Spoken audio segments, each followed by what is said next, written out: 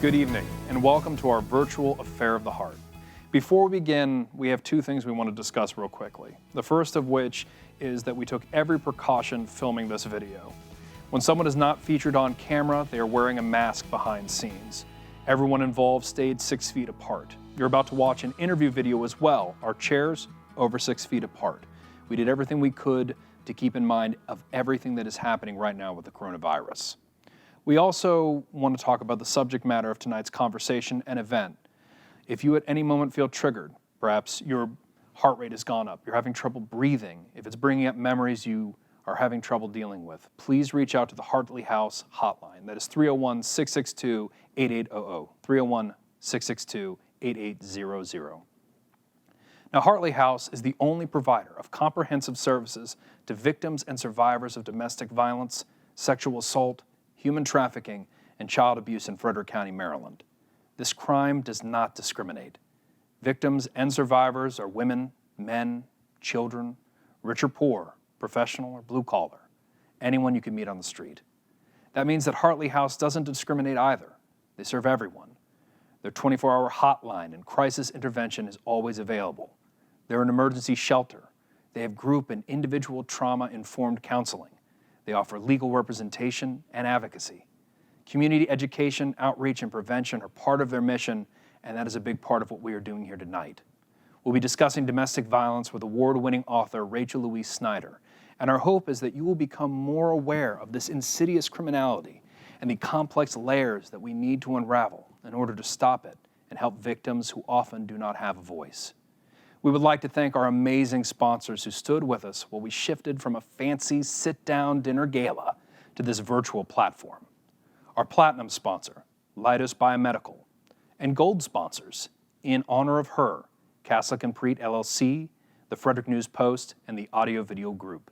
You'll see our sponsors listed on the bottom of your screen and on the Hartley House website. That website is hartleyhouse.org. My name is Pat Mendonca, and I'm also known as Patrick Haynes on the air at 99.9 WFRE. I had the luck of running into Hartley House a few years ago at a radio event. I'll admit I didn't know who they were. I didn't know who they were from their name, but after we had our initial conversations and I found out their mission, I've tried to do my best to help them. Right now, it is my honor and privilege to introduce Dr. Inga James of Hartley House. Since 2014, Dr. James has been the president and executive director of Hartley House. Dr. James has more than 30 years' experience working within the human services and nonprofit sectors as both a consultant and within executive leadership positions. Dr. James sits on several boards dedicated to family violence, including the Maryland Network Against Domestic Violence, for which she is currently the president. In 2019, she was appointed to the governor's work group to study visitation and custody decisions made when child abuse or domestic violence are alleged. Dr. James has a master's degree in social work and an MA and PhD in organizational psychology. Inga? Thank you, Pat, and thank you for joining us tonight for our virtual gala. For 40 years, Hartley House has been dedicated to building healthy relationships, healthy families, and healthy communities, free from sexual, domestic, and interpersonal violence and abuse in our homes and our work lives. Hartley House's amazing staff supports victims and survivors without judgment or assumption. Domestic violence is an intimate crime, which results in an intimate trauma. Scars on victims are deep, long-lasting, and sometimes take years to overcome. Victims and survivors in Frederick County understand that Hartley House is a safe place to come for healing and recovery. Right now, we are in a very difficult period. Imagine if it's difficult for you, how difficult it is for somebody who lives in a home of violence.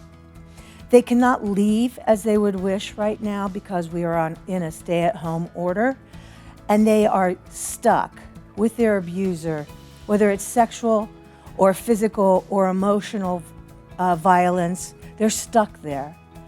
The goal of all of our services is safety and well-being. We have wait lists for both adult and children. We know the needs out there. We know that people are hurting, and we know it's going to get worse once the COVID crisis has ended. Please, If you would like to contribute to Hartley House so we can continue our important services, please hit the donate button. I would like to introduce you tonight to our honored guest, Rachel Louise Snyder. Ms. Snyder is a journalist whose writing has appeared in the New Yorker, New York Times Magazine, the Washington Post, the New Republic, the Atlantic, and elsewhere. She's been interviewed all over the world. She is currently a professor at American University and was very generous with her time to sit down and talk with us. Please, let's welcome Rachel Louise Snyder. Wow, Cooking that's awesome. dinner and just I mean, listening to I it. have to say, like, my background is in fiction, right? I have an MFA in fiction. My second book is a novel. And so even though I've always been interested as a journalist and a nonfiction writer in human rights issues, my brain works from the sort of foundation of story. Yeah. And I knew, like, going in to this book, like every writer thinks their book is not going to be read, and and you know, that's just a fear that we all have. But in my case, like, I had 400 years of this country not caring about domestic violence, so I had solid evidence that we wouldn't care. So I was like, well, okay, how can I write a book then where the story, like from sentence to sentence, is so compelling that you can't put it down, and then oops, by the end of it, you know all this stuff about domestic violence. That really, honest to God, was my, like, I never thought advocates would read this book. My idea behind this book was to tell everyone who knew nothing and cared not at all about domestic violence. Like, that was those are the people I was trying to reach. What was the aha moment for that? Because you write articles. Was there a particular article where you're like, I got to do a book? Yes, the very first one. Really? The very first one, yeah. The first story I ever wrote for The New Yorker was on the high-risk teen movement. It came out in 2012 or 2013, but it took 3 years for it to come out. And during that period, the reason it took 3 years, longer, by the way, than it took to write either my first or my second book, the reason was that I understood, through that process, how complicated it was to report on domestic violence, because people are in dangerous situations in that moment, right? And so you cannot compromise someone's safety. On the other hand, as a journalist, I have a responsibility to tell as many different viewpoints of that story as I can. So we kept, like, butting up against the fact that we had victims who wanted to talk, but then we couldn't interview their abusers, which it's understandable, and I remember having a conversation with David Remnick of The New Yorker, and I had just moved back to America. I'd been living in Cambodia for years, and I was trying to explain this to him, like that that domestic violence was different than any other kind of reporting. And of course, The New Yorker has, you know, you don't get reporting like you get in The New Yorker anywhere else. And so he just had this, like, face of skepticism. And I said, you know, when Philip Gurevich interviews the Hutus who've hacked off the limbs of the Tutsis, do they talk to both the Hutus and the Tutsis? And he said to me, we make every effort. And I was like, and I said, okay, well, how about this? I lived in a post-genocide society for 6 years. I lived down the street from Ing Suri, one of the architects of the Khmer Rouge. The thing about genocide and war and natural disaster and all those other terrible things is that communities and people have to figure out how to move on together. At some point, there is an end date. And that is what doesn't happen with domestic violence. There's no end date. Those negotiations are eternal. And it was like you could see the light bulb going off. So I knew, this is like a really long answer, but I knew that this was going to be a book from the very first moment I started researching it. Because if a educated, well-traveled, human rights journalist, feminist like me could hold so many myths about domestic violence, what did it say for people who didn't have those advantages? The problem for me was how to tell this story in a way that felt compelling and how to structure it so that you weren't putting anybody's life in danger. So it took me almost 10 years to figure that out. So with your background, do you feel like the background you had, the things you've seen around the world, like you said, you lived in a post-genocide society, did that help you, do you think, in particular, being able to face these stories and collect this? Like, it allowed you to look at it straight in the face. It did, absolutely. Although you know, I think a lot of journalists and police officers and probably advocates carry a certain amount of cynicism with them. And I certainly had that as well. Like, I thought being tough was being immune to whatever emotions might come up from a certain story. Sorry, I thought my wire was coming out. And I know now that in fact is a weakness, that when you can't face your own emotional core, that's a weakness, not a strength. But it took me reporting this book to learn that. And partly I think it was because, yeah, those stories gave me a sort of grounding. But I also realized once I moved back to America and turned the lens on my own country, that we had just as many social ills that we were ignoring, and that I was ignoring them too. So, you know, there was a point around 2014 when I just had to take a whole year off from reporting this, because I realized, like, all that work and all those stories were catching up with me.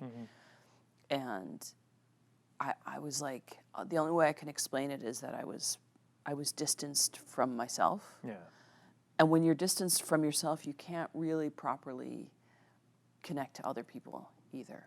So I wasn't doing a good job with the stories I had. So I took that year off. I painted. Really? Yeah. I painted and read. Basically, I was on sabbatical, so it was a good time. Being able to get away. Yeah. How did you find the people from the book? You know, it has been my experience in journalism and in writing that every story leads to the next story. And every person leads to the next set of people. So first of all, I never finish an interview without saying, who else should I talk to? So you keep that chain rolling. You can keep that chain rolling for 40 years, really, right? I've had it going for about 25 now. So that's one thing.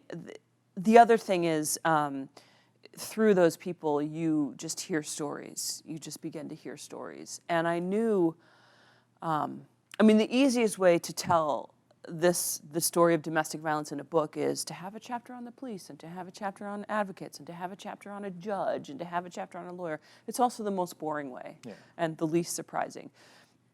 So I was looking for sort of stories that could serve as umbrellas and speak to all those different facets. Because the thing you learn about domestic violence once you start to research this is how many tentacles it has.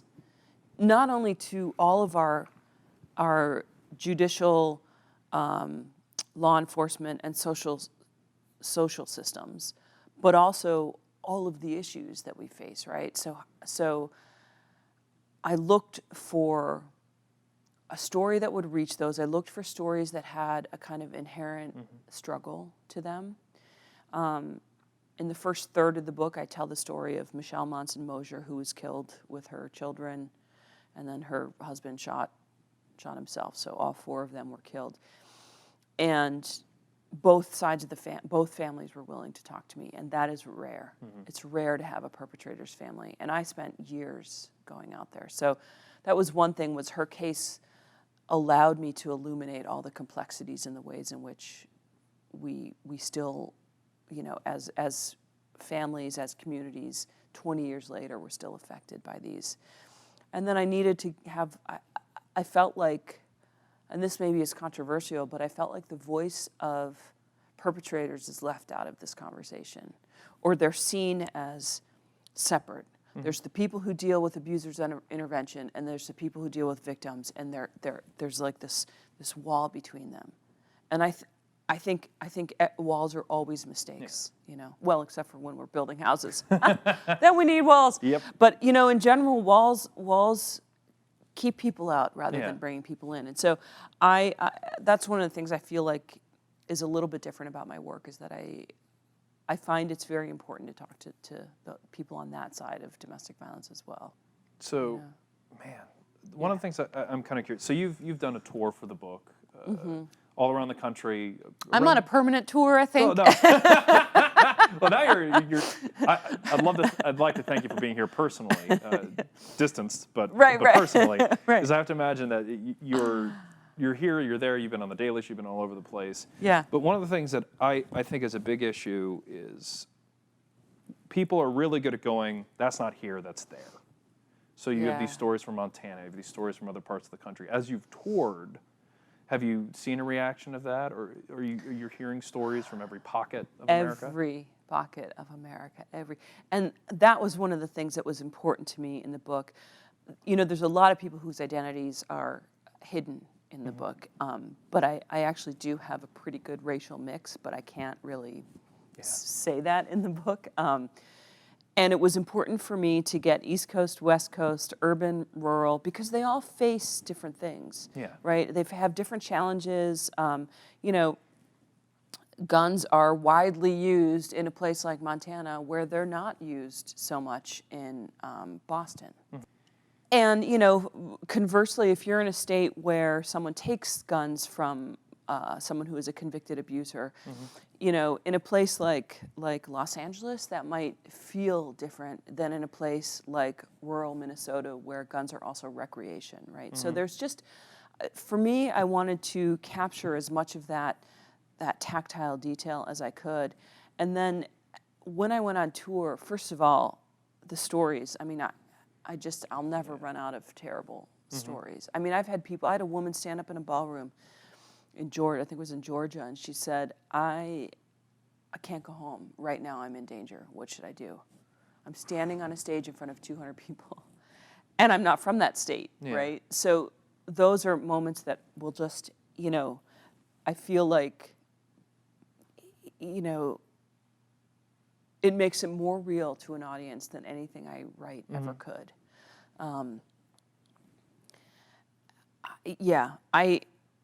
I don't know how we've come to believe that this is an issue that is somehow separate from us. I don't know how that's happened, but it is an issue that we face whether or not you're at the standing end of the receiving end of a punch. Domestic violence affects you in some way. At the very basic level, it affects your taxes, right? Billions of dollars, about $9 billion last time I looked, just in healthcare costs. Doesn't count judiciary, doesn't count anything else, right? So there's that. There's the cost we pay in fractured families and fractured communities. There's the cost we pay in you know, homelessness. It's the leading cause of homelessness for women in this country. You know, maternal mortality, healthcare, equality, mass shootings, all of these have tentacles and crossover with domestic violence. And in fact, domestic violence in many cases is the origin, right? The first kind of violence that a child sees, and then that child grows up to become, you know, victim or abuser. It's one of the reasons why, as we're sitting here talking during a pandemic, advocates are so focused on the children because what we're ensuring, and we know that domestic violence rates are skyrocketing. It's happening behind closed doors, but we know it's happening. And without being able to really offer resources, right, we are ensuring the next generation of victims and abusers. Domestic violence is more critical now than it was 9 months ago when my book came out. Yeah. It is crazy to think that the quarantine, I think that's another thing that people are ignoring, the stay at home. For a lot of people, that is something that either they're ignoring or that we at least feel, at least to a certain degree, it's keeping us safe. Yeah. But for a completely different group of people, it's keeping them trapped in with the person they can't escape. It's keeping them away from organizations and shelters. Right. I like to say stay at home isn't safe at home. Yeah. Yeah. I don't think I coined that. I don't know. On maybe a lighter note, I'm curious, as part of your tour, I mean, Hartley House can't be the last or first organization you bumped into on your book tour, or part of you coming out with writing this book. Has it been interesting meeting the different sizes and shapes of these organizations across the country? Oh my God, so fascinating. So fascinating, because this is crazy, but like, First of all, you remember the whole East Coast, West Coast rap thing? Yeah. Yeah. So that happens in the domestic violence world too, in a funny way. Like family justice centers are all like West Coast and moving eastward, right? And strangulation sort of started in the West Coast. The awareness about strangulation and the Strangulation Institute is all West Coast.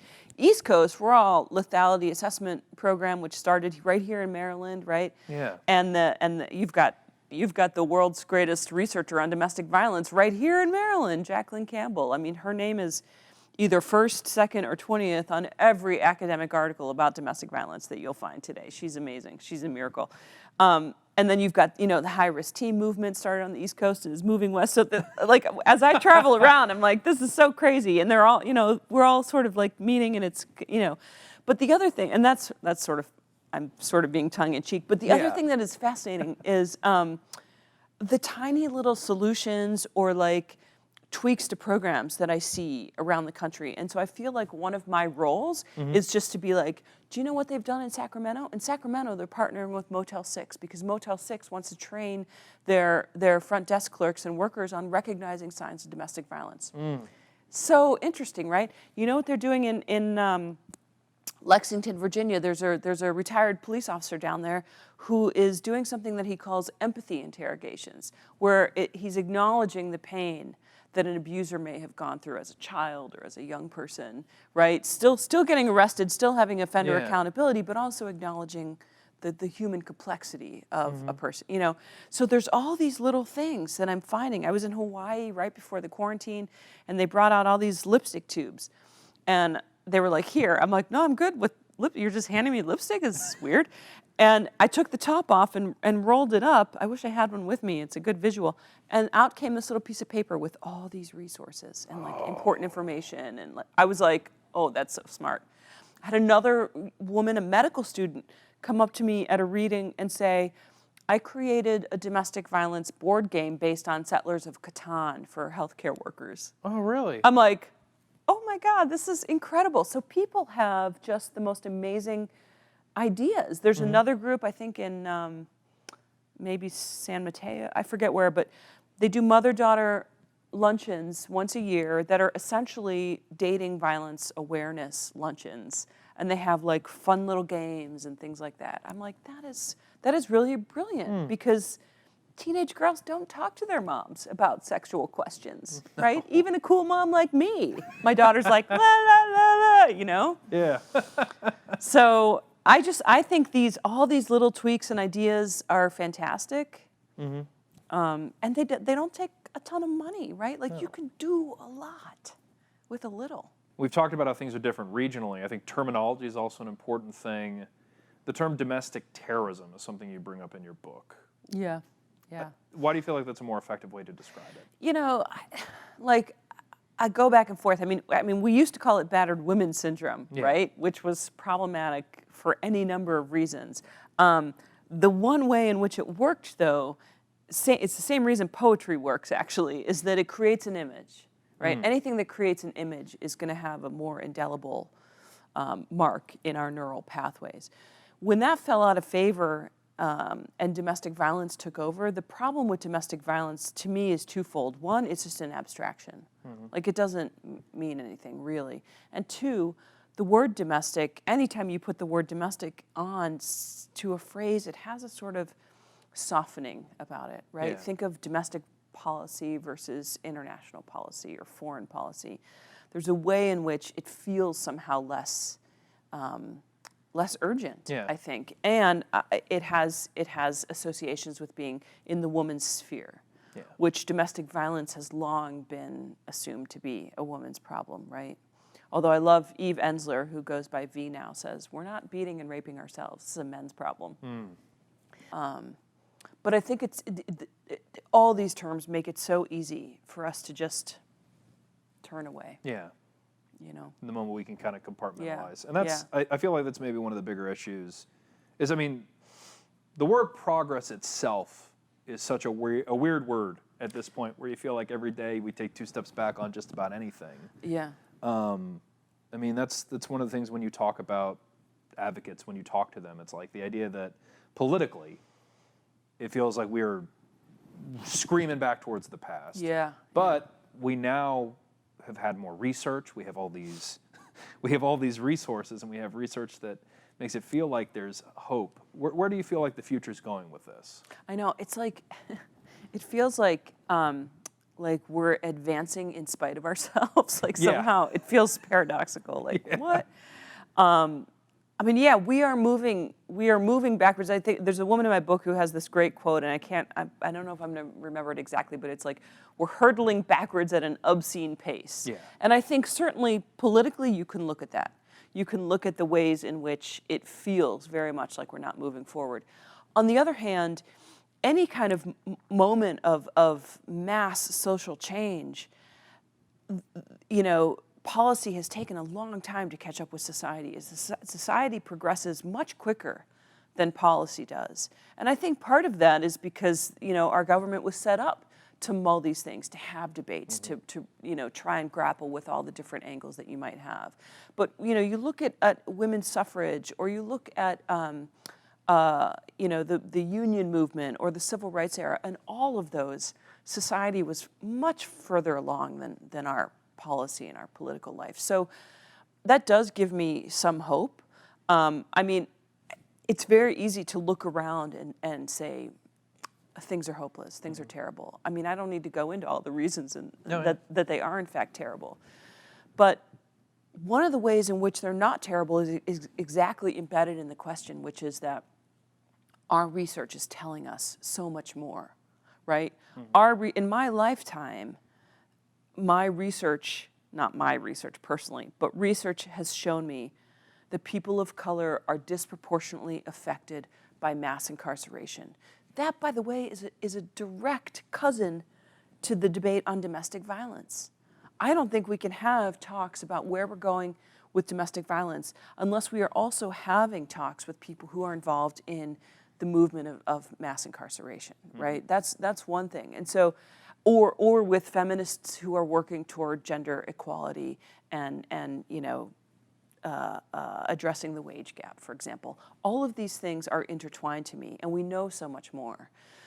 We know now, for example, that anybody, not just women, who are subjected to repeated abuse, particularly with strangulation and blunt force trauma to the head, will have cumulative brain injuries, right? And we know so much about brain injuries because of football players and because of car accident victims and whatever.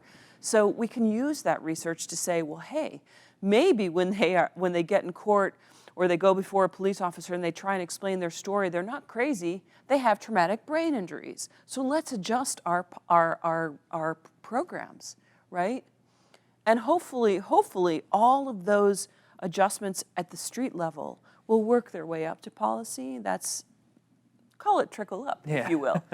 Political trickle up. I mean, that's my hope. But it's another thing that I feel like it's a gift that I've been given just in this moment, where I have access to lawmakers and I have access to people who are state congressional members, and I could say, you know what, our self-defense laws are really gendered. And in Canada, they rewrote theirs to account for how gendered they were. Here's a great example. Let's talk about this, right? And I've talked to lawmakers in Connecticut and California and wherever I can and Hawaii, to try to sort of get those balls rolling, because I'm not going to have this microphone for forever. Well, sadly, the fact that this has to keep coming up in a yo-yo-like fashion is the fact that the Violence Against Women Act, that has to be renewed. How often did that come? The weird thing, you'd think you'd talk about like closing a door. It's like, hey, we did it, mission accomplished. The fact that they set a time limit to something that makes so much sense. Yeah. Like, how often did that come up? Well, I mean, so the Violence Against Women Act, which was passed in the mid-90s, was itself a long time coming, right? Like at the time, Senator Biden worked for a number of years to get that to pass. But it was also at a time in the country where you had the O.J. Simpson trial. And so local papers, for the first time ever, are writing stories about domestic violence and listing local resources. That really hadn't happened before. Maybe a little bit around the time of the burning bed, but they were more sensationalized, I think. And you also had the creation of the National Domestic Violence Hotline. So there were all kinds of things that were happening in the mid-90s. And I spoke to one of the architects of the original Violence Against Women Act who told me, we knew that the research would change, and we knew that the law would have to be a little bit nimble, or the act would have to be a little bit nimble. So they purposely wrote it so that it would have to be reauthorized every 5 years. And you did see that a little bit. In 2013, for example, there were new protections. The 2013 authorization had new protections for LGBTQ people and for Native people. I mean, there's a lot of myths when we deal with this stuff. I think that the idea that you can get a restraining order easily, and that it's like that one-time thing that doesn't need to be renewed, that it doesn't need or that it solves the problem. Yeah, which it doesn't. Right. What are some other big myths? I mean, just to kind of like wrap things up, what are some big myths or some things that you've heard as you've traveled, as you research this, that you really want people who are watching this to kind of walk away with, like that you want them to know? I mean, the VAWA was a huge game changer for this country. I mean, to me, the very first thing it did was acknowledge that this is a problem that needs to be tackled at a federal level. I mean, we can't discount the sort of psychological power of that as a moment.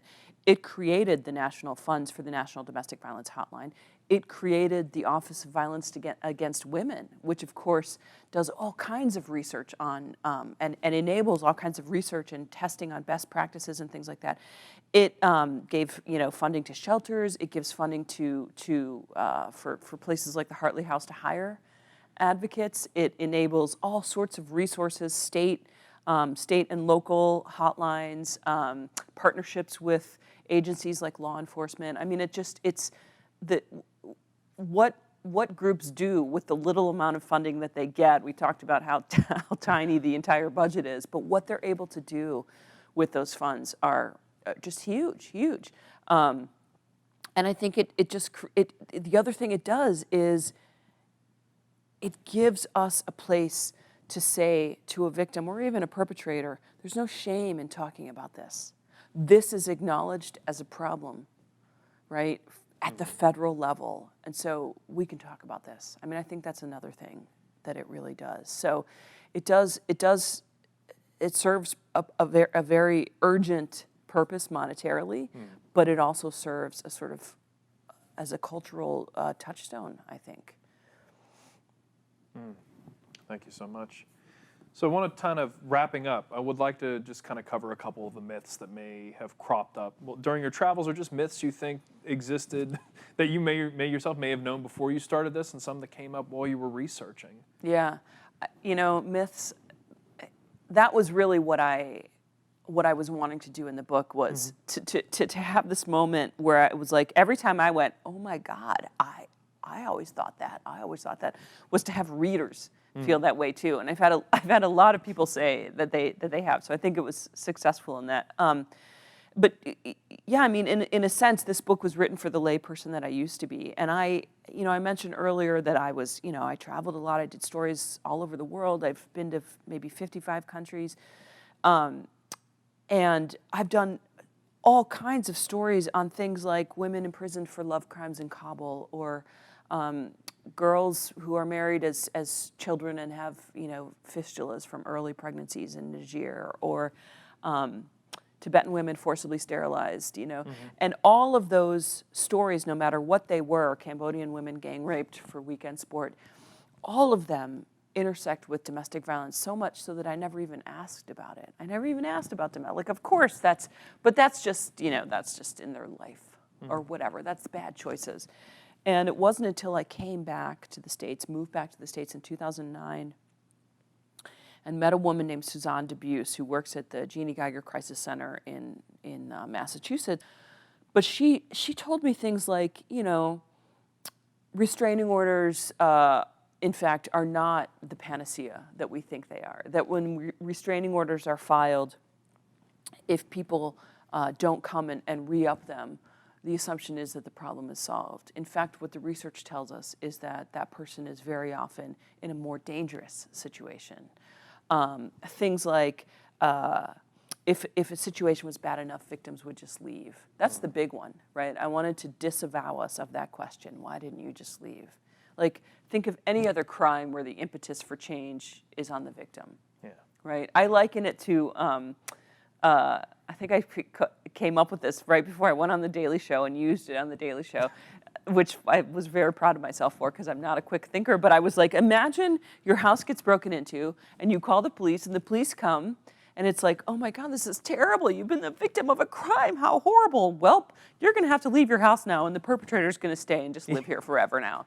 That's what it's like. That's what we do with domestic violence. Like, it's just insane when you think of it that way, you know? And we take a victim out of their house and we put them into a home with other traumatized people, you know? I mean, like everything we think about in terms of what we do feels to me, and I'm not talking about advocates here, I'm talking about people like I once was 10 years ago, feels to me like it underscores our own belief in these myths, right?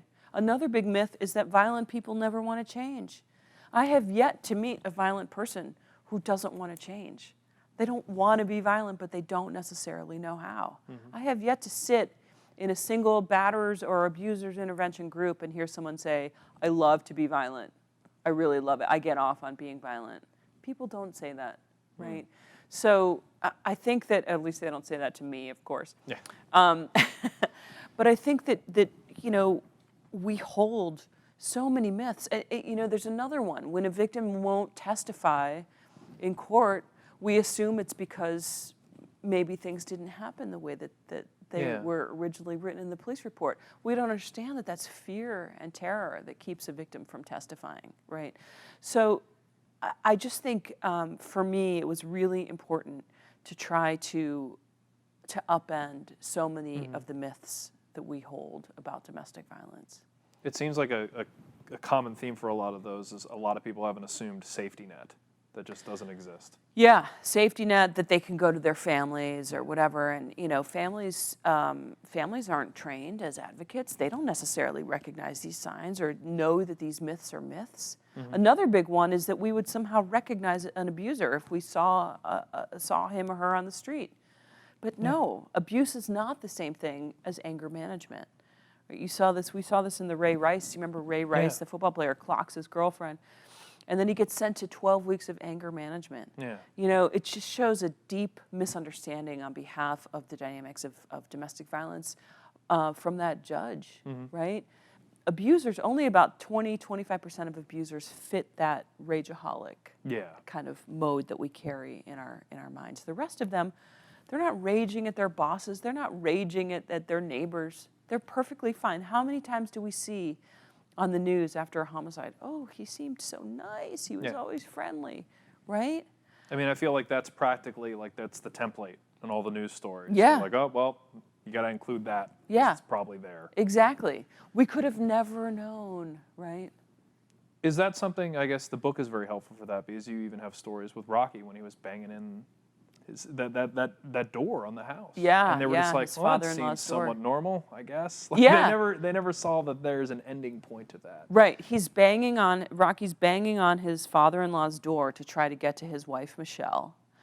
And her father is like, you know, I just thought that was kind of a normal reaction to being upset, a normal husband's reaction to being upset. But this is the thing, right? This is why awareness and knowledge is so important and why walls need to come down, because her father had one little piece of that, right? And Rocky banging down the door. Her mother had another little piece. Rocky had broken into her house. They were divorced. Had broken into her house and kidnapped his daughter. Michelle herself had many of those pieces, but they weren't getting together and sort of saying, like, what does this look like?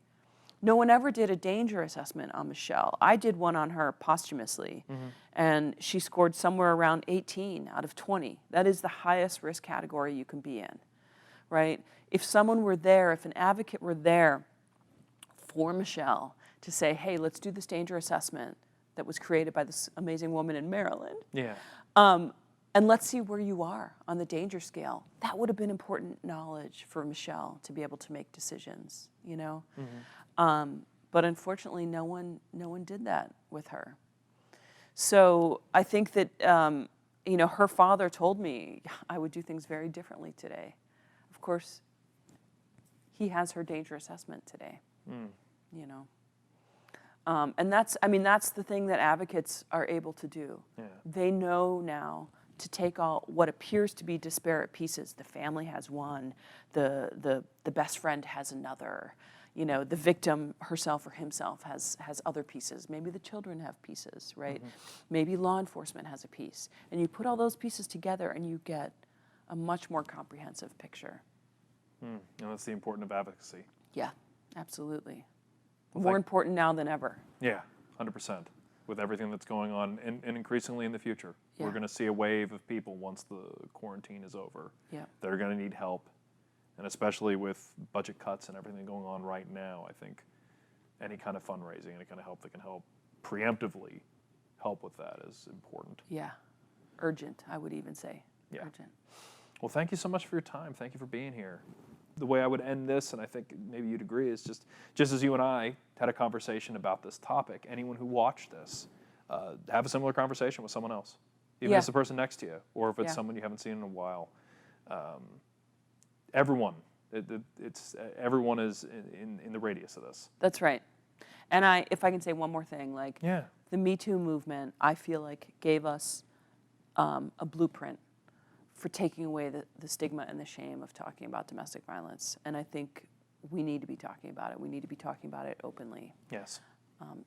There are people who are in domestic violence situations who wouldn't even use that terminology, who don't understand necessarily that they're in that. So I think that's part of bringing awareness too. Thank you. Thank you. Now I'd like to introduce you to a very special woman named Jessie Bunk. Jessie is a young woman who has seen some troubles in her life and is a former client of Hartley House.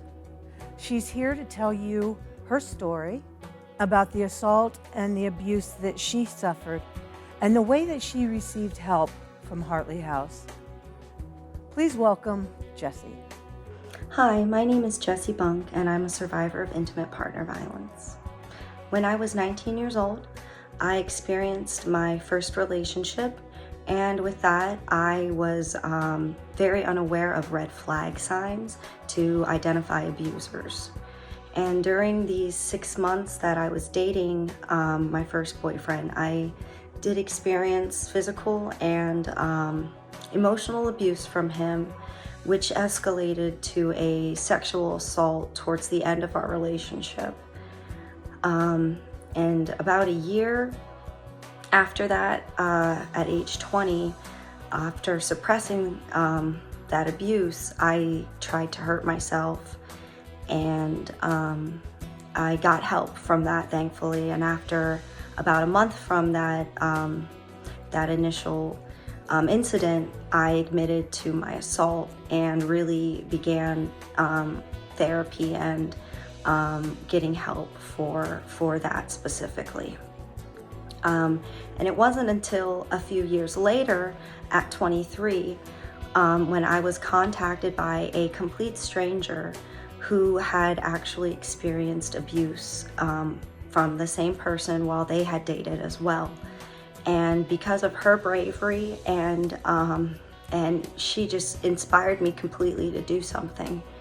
I had stayed very silent about it up until then, but because of her, I decided to out my abuser publicly and report him to the police. And without the help of Hartley House, I would not have been able to do that. They were the first people I reached out to once this young woman had shared her story with me. And with reaching out to them, they got me in touch with legal aid, so I could speak to a professional about my rights and what I could pursue for my healing journey and for justice for myself. And with that, I did report him to the police. I participated in the group therapy sessions, which were so validating and like another family to me, because I think about the clients a lot. They've left a very lasting impact on me because they're like they're comrades. They understand you. They are they're very strong people, and they inspire me every day. And with that, the therapy, the support, the validation, the hotline you can always call, which I've taken advantage of many times, to have someone be there for you. That's their goal, to help you in what you need, and to provide resources and support for you always. And I really encourage others to reach out, because there's so much help waiting for you, and there's so many options for support, for moving forward, for healing, for treatment, for everyone. And no one's story is the same.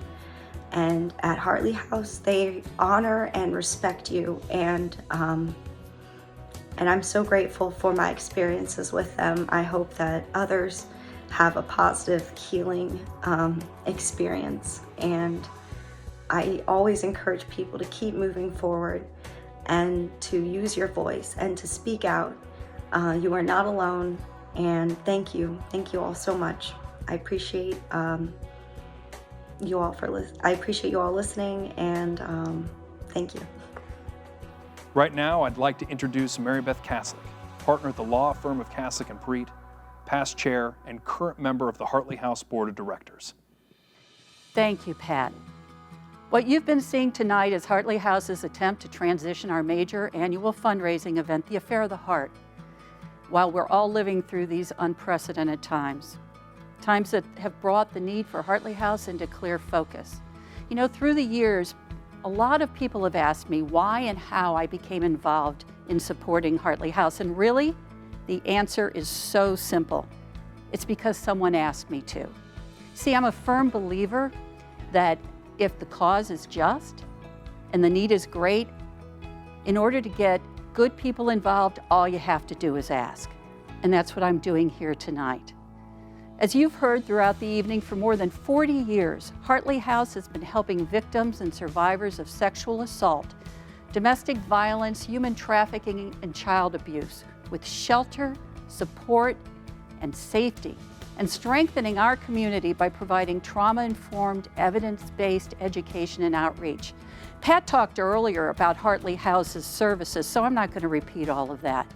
But please know that the need is great and growing.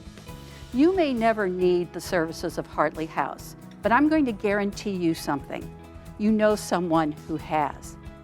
Maybe a neighbor or a friend or a relative. Look at the statistics. 1 in 4 girls and 1 in 6 boys are sexually abused before the age of 18. 1 in 3 women and 1 in 4 men have experienced intimate partner violence in their lifetime. In Frederick County alone, just in the last 4 months, we've seen 4 domestic violence deaths. That's more than in any prior year. Last year, Hartley House provided services to more than 1,800 victims of intimate partner violence, sexual assault, human trafficking, and child abuse. And so that's why I'm asking. Please press the donate button you see on your computer, or if you don't see it, go to hartleyhouse.org to join the caring community that ensures victims, survivors' safety, hope, and healing. And if you donate $100 or more while the supply lasts, you'll get an autographed copy of Rachel's book, and we'll deliver it to you after all of this is over. Thank you. Thank you for joining us. I'm really happy that you could be here. I'd also like to thank Jesse, Pat, Mary Beth, and Rachel, who helped us bring this to fruition tonight. And of course, our sponsors who stuck with us through the virus and are still supporting us. I would like you to know that domestic violence is not a family problem or a criminal justice problem or a medical problem. It's a community problem. As Mary Beth says, everybody knows somebody who has suffered from domestic violence. So please, talk about this issue, talk about domestic violence, bring it out of the shadows.